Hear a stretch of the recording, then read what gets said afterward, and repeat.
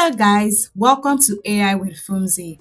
In today's video, we are going to be looking at Google Whisk AI, a new tool from Google Labs that lets you create images by mixing a subject, a scene, and a style.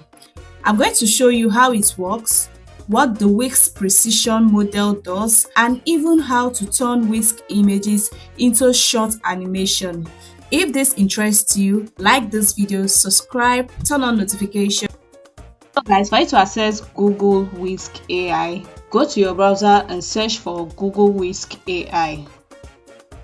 See this particular one, Google Labs Flow. Tap on that. So you can see what comes out. This particular one, tap on Launch Whisk, and you're going to sign up using your Gmail account. Accept the terms and conditions and everything. So guys, as you can see, I've successfully signed up on Google Whisk using my Gmail account. So this interface you're seeing right now, just tap on Enter To, and it will take you to where you can start generating images and videos. In Google Whisk AI, there is a way you can maintain consistency across your images. It is called the precision model, and it makes sure that your subject looks the same even when you put them in different scenes and actions. So for you to do that right here, this very place that says describe your idea, I'm going to paste in base text prompt for my character, and then at this very place right here, when you tap on this very one, it's going to change this text prompt. So I don't want to change this text prompt which I wrote here. So at this very place here is for you to put in your aspect ratio.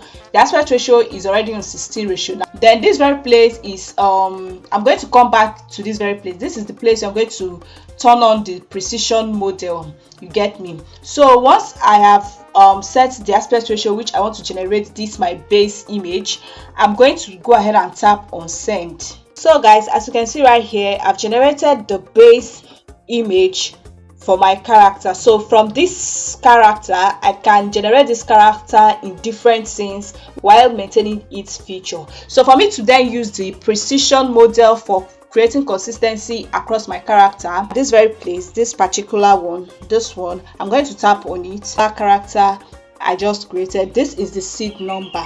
So you can see that in this seed number, beside it, you can see this icon right that looks like a padlock, and this padlock looks kind of open. So you can see that what they wrote under, they said seed is unlocked to give more variety. It means this is not locked. I can see that the precision reference is turned on. If I turn it off, this will not be active. So I have to turn it on because I want to maintain consistency of this particular character. Once I've turned on the precision reference, this padlock that is open, I'm going to tap on it for it to get locked. So you can see that the seed is locked to create similar art.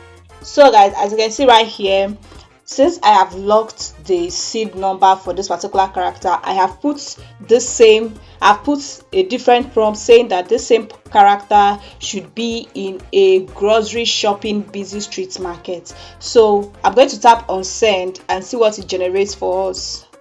As you can see right here, the same character is in a grocery busy shop. As you can see, the same characteristics, the same person, as you can see.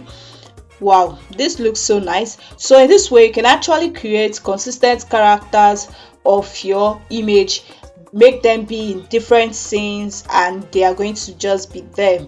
All right, now let's move on to one of the most exciting features of Google Whisk AI, which is the subject, scene, and style inputs. This is where you can drop in an image of your subject, choose a scene, and apply a style that completely transforms the final output. So guys, for you to use the subject, scene, and style feature on Google Whisk AI, at the left hand side you can see 3 of them right here. So I'm going to tap on this forward icon.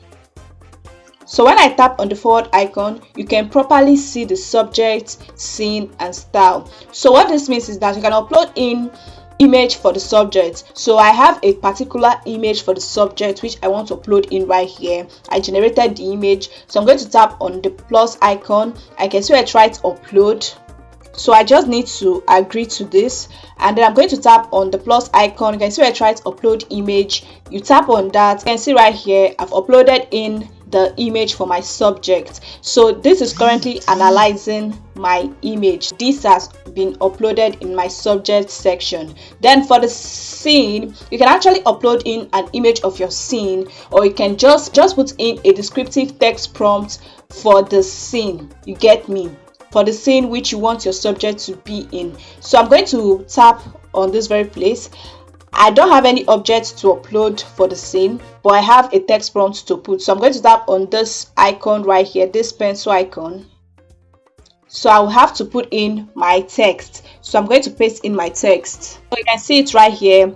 I've put in the text prompt for the scene, a futuristic space interior. So you can see where it's right, I should generate. It seems like it wants to generate the image for the scene just from my text prompt. So I'm going to tap on generate and see what it gives me right here. See right here, I did not upload this image. It was just from my text prompt. It processed the scene and gave me this image to be what my subject will be in. So for the style, when I tap on it, I still have my text prompt. I'm going to put in just a text prompt for my style of image. This is it. So I'm going to tap on generate. So from my text prompt, it's going to generate a style. You get me? So guys, you can see it. This is it. So you can see that my subject, scene and style are ready. So once this has been done, I'm going to tap on generate. Guys, as you can see right here, this is the result of what we got right here. You can see how it's looking. Though this looks nice, but I think that if I repeat this, I'm sure I'm going to get something better. But in as much, this still looks nice, guys. So you can go ahead and tap on it and download the image. Just download the image. Now that you have generated the image, let's add some action to it. Watch how Whisk is going to animate this into a full motion scene.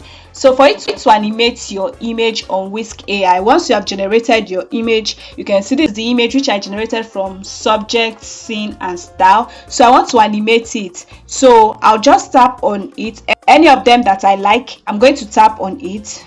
And you can see where it writes animate and refine. Refining is like you regenerating it again, but I'm okay with what I got. I'm just going to tap on animate.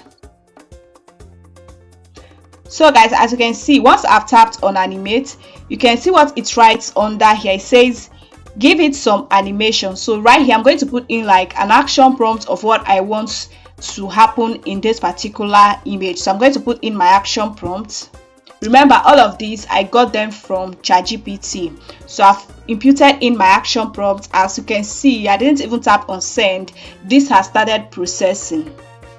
Guys, as you can see right here, this is the result of my animated image. You can see how it looks so nice. One beautiful thing I love about this is that this is actually 8 seconds long. The duration of this video is 8 seconds long.